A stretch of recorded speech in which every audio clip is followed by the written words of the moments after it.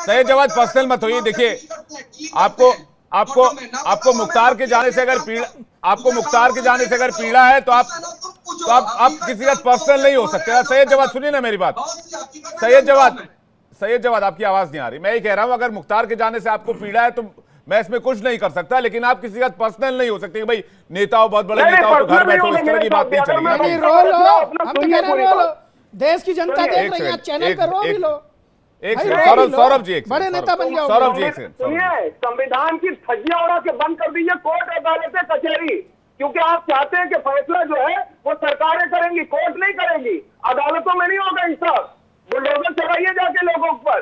चुनी हुई सरकारें इसीलिए नहीं चाहिए जाती है जी। कि आप कोर्ट और सबकी जो है धज्जियां और कचहरियों की नहीं, आप ये धज्जियां कह रहे हैं उड़ा भाई के ठीक है, कोर्ट की भी धज्जियां उड़ाई जा रही, लोकतंत्र की, संविधान की, सबकी धज्जियां उड़ाई जा रही है। मैं एसके अवस्थी जी के पास जा रहा हूं, पूर्व जेलर है। एसके अवस्थी जी, आपने तो देखा है, आप तो चश्मदीद हैं इन चीजों के। जी जी, देखिए 2003 में मेरी पोस्टिंग लखनऊ डिस्ट्रिक्ट जेल पर जेलर के पद पर हुई थी। मैं सीतापुर से ट्रांसफ़र होकर आया था, मेरा होम डिस्ट्रिक्ट लखनऊ था, तब भी मुझे पोस्टिंग करी गई थी। उस समय मेरी 27 साल की लगभग नौकरी थी। इस इतने दौर के अंदर मैंने बड़े बड़े चिन्हित माफियाओं को देखा, जैसे बबलू श्रीवास्तव, मुन्ना बजरंगी, संजीव जीवा और आपके अतीक अहमद आदि आदि।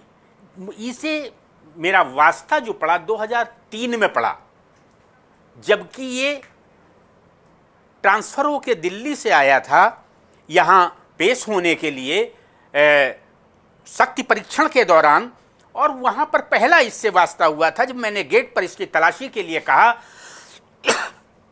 तो ये काफ़ी परेशान हो गया और इसने मुझसे कहा कि आपकी हिम्मत कैसे पड़ी मेरी तलाशी कराने की। मैंने कहा मैं जेलर हूँ, मेरी ड्यूटी है कि बगैर मैं किसी को बगैर तलाशी कराने अंदर नहीं जाने दूंगा। मैंने इसके सामान की सर्च करवाई, तभी इसको अंदर जाने दिया। ये कुछ दिनों के पश्चात एक बार इसने अपने किसी आदमी से आर्म मंगवाया था, क्योंकि धीरे धीरे माहौल ये बनाने लगा था अपना। और क्योंकि माफिया को खुद भी अपनी चिंता बहुत ज़्यादा रहती है, क्योंकि इनके गैंगवार दुश्मनी बहुत ज़्यादा रहती हैं। तो इसने जब इनका आदमी लेकर आया, अननोन पर्सन था, मैंने कहा कि नहीं मैं ऐसे नहीं जाने दूंगा। तो ये गेट पर आ गए और इन्होंने गेट पर आके कहा कि हमारा आदमी है, इसको ले लीजिए। मैंने कहा ठीक है, कोई बात नहीं, मैं ले लेता हूँ, लेकिन इसकी तलाशी करवाऊंगा। उन्होंने कहा क्या बात कर रहे हैं, आपकी कैसे हिम्मत पड़ रही तलाशी कराने। मैंने कहा मैं जेलर हूँ, बगैर तलाशी के अंदर नहीं जाने दूंगा। इस पर ये नाराज हो गए। इन्होंने कहा कि मेरे 2 आदमी जा रहे हैं, इनको हिम्मत हो तो रोक के दिखाइए। मैंने उनको तुरंत मैंने कहा कि इनकी हिम्मत होती आगे बढ़ के दिखा दें।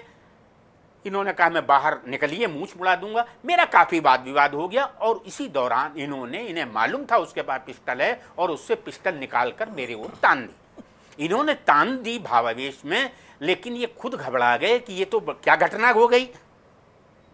अब तो ये कांपने लगे, इनको इनके लोग बाग पकड़ने लगे, मुझे लोग बाग मेरे पकड़ने लगे कि कुछ हो जाएगा।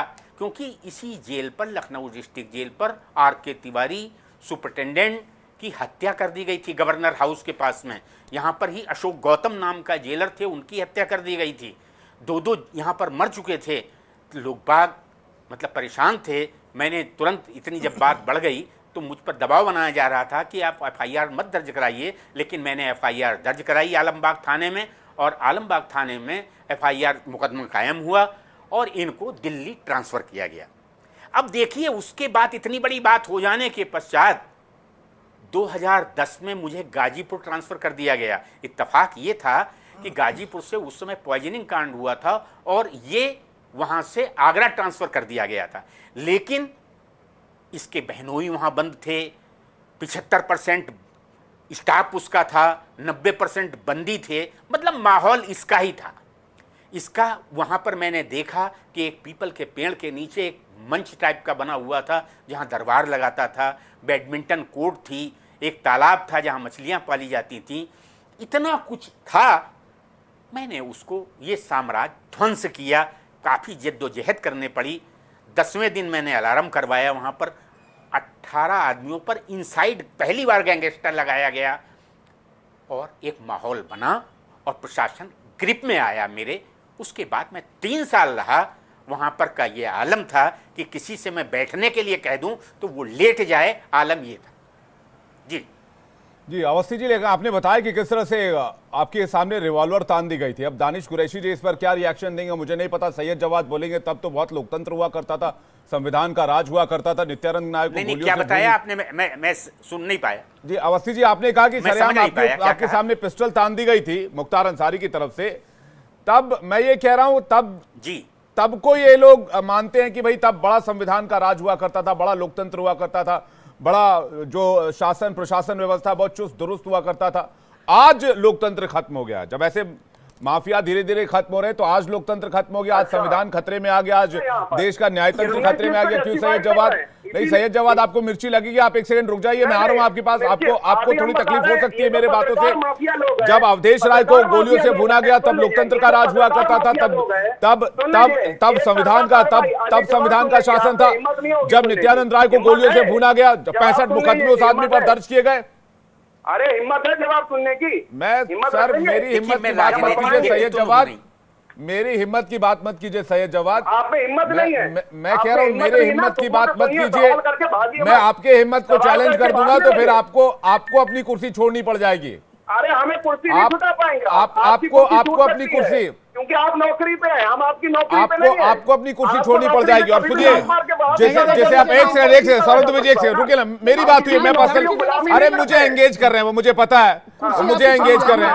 आप पत्रकार माफिया जिसे कह रहे हैं ना, मुख्तार के जाने की पीड़ा आपके चेहरे पर दिख रही है। जरा फुल स्क्रीन लाइए सैयद जवाद को। अब आप पत्रकार माफिया कह रहे हैं तो सुन लीजिए सैयद जवाद, सुन लीजिए, अब आप सुन लीजिए, अब आप सुन लीजिए, अब आप सुन लीजिए, अब आप सुन लीजिए सैयद जवाद, अब आप सुन लीजिए। आप मेरे चैनल पर बैठकर मुझे मेरे शो में पत्रकार माफिया बोलेंगे तो पहले आप अपोलोजाइज करेंगे, उसके बाद मैं आपसे डिबेट करूंगा। नहीं, मैं पहले आपसे 1-to-1 सवाल करूंगा, पहले आप अपोलोजाइज करेंगे, फिर मैं आपसे डिबेट कंटिन्यू करूंगा। आपने पत्रकार माफिया किसको कहा? बहुत से लोग करते हैं पत्रकार माफिया। नहीं, आपने किसको कहा? न्यूज चलाने के लिए। किसने कहा? आपके पास कोई एविडेंस है? आपके पास कोई एविडेंस है? आपने किसको कहा? नहीं, आपने किसको कहा? मुझे लगेगी, मैं पत्रकार हूं, मुझे लगेगी, मुझे क्यों नहीं लगेगी? मुख्तार के जाने की पीड़ा आपकी शक्ल पर, आपके व्यवहार पर, आपके हाव भाव पर, सब पर दिख रहा है। अब आप मुस्कुरा रहे हैं। एसके अवस्थी तो कोई पत्रकार नहीं बैठे हुए हैं। जो जेलर थे जिनके फेस पर पिस्टल तान दी गई, वो तो कोई पत्रकार नहीं है, वो तो कोई पत्रकार नहीं है। दुबे जी ने उस समय की भी बात बताई, वो तो बायस नहीं होंगे, वो तो बायस नहीं होंगे। सैयद जवाद देखिए, आप जो चश्मा पहनते हैं, आप जो चश्मा, सैयद जवाद आप सुन लीजिए, मैं आपसे जवाब लेने के लिए आ रहा हूं, मैं आपसे जवाब लेने के लिए आ रहा हूं। आप जो चश्मा पहनते हैं उसमें 2 ग्लास लगे हुए हैं। देखिए मेरी बात सुनिए, आप जो चश्मा पहनते हैं उसमें 2 ग्लास लगे हुए हैं, एक ब्लैक है और एक व्हाइट है। दोनों व्हाइट रखिए तो चीजें साफ दिखेंगी, ब्लैक एंड व्हाइट देखिएगा तो दिक्कत होगी। सैयद जवाद मैं कह रहा हूं 2 तरह का ग्लास लगा हुआ है, एक काला और एक सफेद, दोनों को सफेद कीजिए, एक ही चश्मे से दुनिया देखिए। सैयद जवाद नहीं, ये भी कह रहे थे कि आप सैलरी लेते हैं, सैलरी पे, नौकरी पे, तनख्वाह पे काम करते हैं, तो ये ईमानदारी की तनख्वाह पे काम करते हैं, ये चोरी डकैती लूट और उसकी तनख्वाह से नहीं काम करते हैं। ये डिबेट डिरेल हो रहा है, मैं मुख्तार अंसारी पे 84 मुकदमे, ब्रजभूषण शरण सिंह पे 84 मुकदमे। ठीक है, आलोक वत्स जी आपको जवाब देना चाह रहे हैं, मैं आलोक वत्स जी आपके पास आ रहा हूं। आलोक वत्स जी कुछ कहना चाह रहे हैं। आलोक वत्स जी सैयद जवाद को एक सेकंड पर लेकर दानिश कुरैशी के बाद मैं आपके पास आ रहा हूं। आलोक वत्स जी एक सेकंड, सौरभ दुबे जी एक सेकंड। आलोक वत्स जी, जिस सैयद जब्बार को मैं जानता हूं वो इंसान एक बहुत बड़ा इंसान है, लेकिन आज जिस सैयद जब्बार को मैं देख रहा हूं वो एक अपराधी के तौर पर मुझे नजर आ रहे हैं।